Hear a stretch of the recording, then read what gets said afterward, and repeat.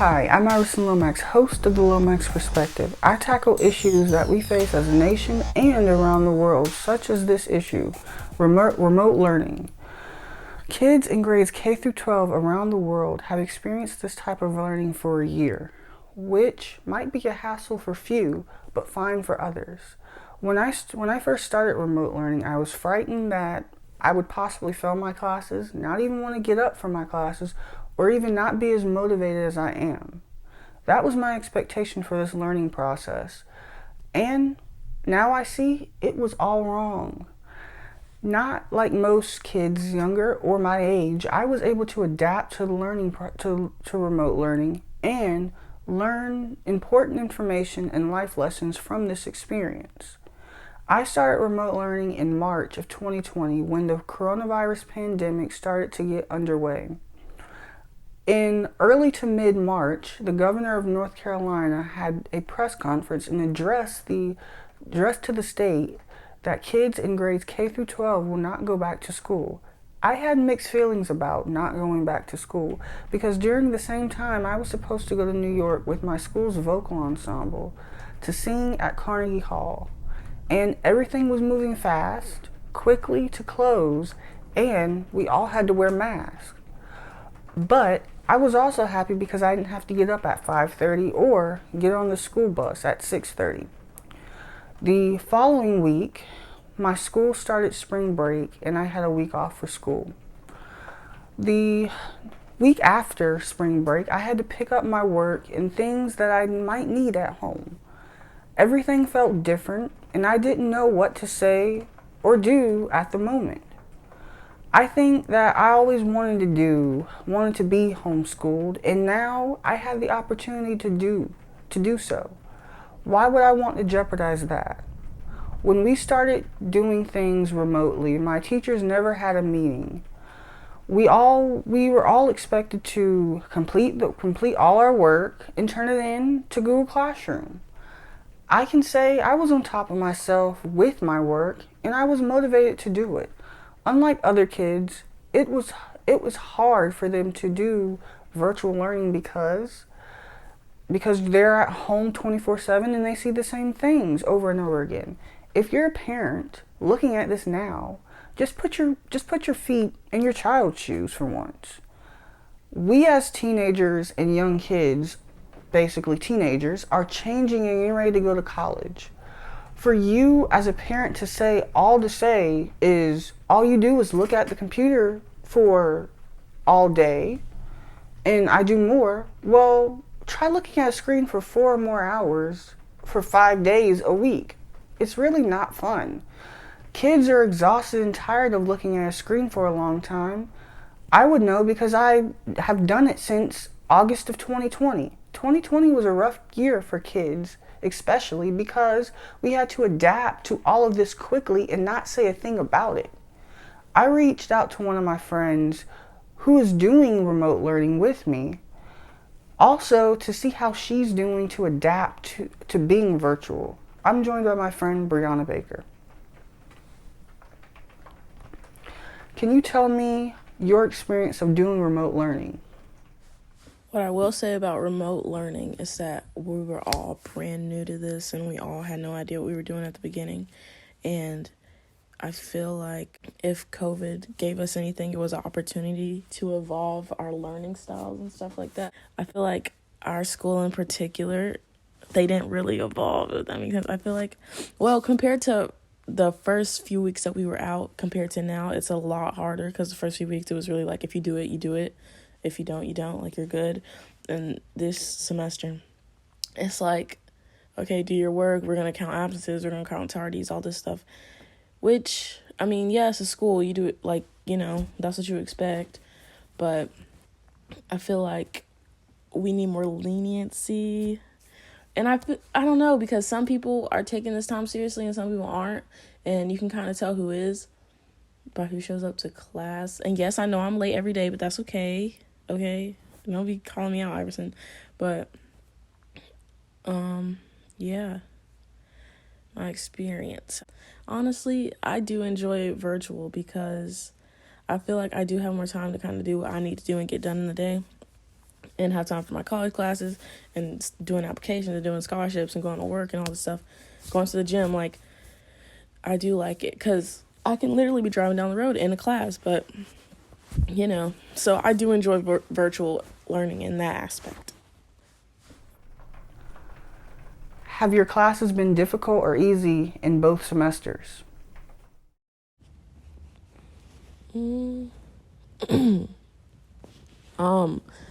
Okay, so the first couple weeks we were out of school, it was the easiest thing I ever did because I was struggling in Spanish and you were helping me in Spanish. And then we were supposed to go on our New York trip. We got pulled from the trip or whatever. That got pulled.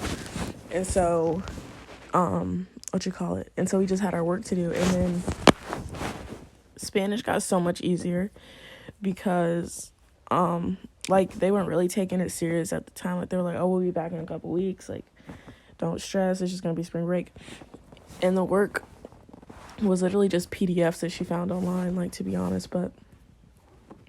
And, like, textbook work, which was so easy.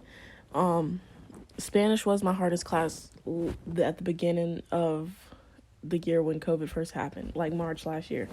And then coming into this year, senior year, whoop whoop, what was my hardest class? I don't even know what was my hardest class. I feel like maybe if it came down to like stressing about reading a book, it would be AP English 4 or something. I think that's what it is. Only because I have stress when I have to like have a deadline about reading something, and we had a final project and I had picked Wuthering Heights, but that book was so good and it was such an easy book to read, but yeah, that has stressed me out a bit about having that book done in time. Another class that was really hard was what am I thinking of? Oh, well, I'll go to this semester. This semester, the class that is really hard for me it's some history class at one of my college classes. Is I think it's History 112. It's not even that hard, really. It's just a lot of writing, and every week is different. And she sent a textbook home, and we have just crash course videos, and we're expected to to like learn like that. And like every week she assigns a chapter to read and we have to read the chapter, and then on every Wednesday we have to take a test on the reading of that book, like of the chapter, and then we have a writing assignment every week. I do like that she switches up our assignments every week, but it is a lot.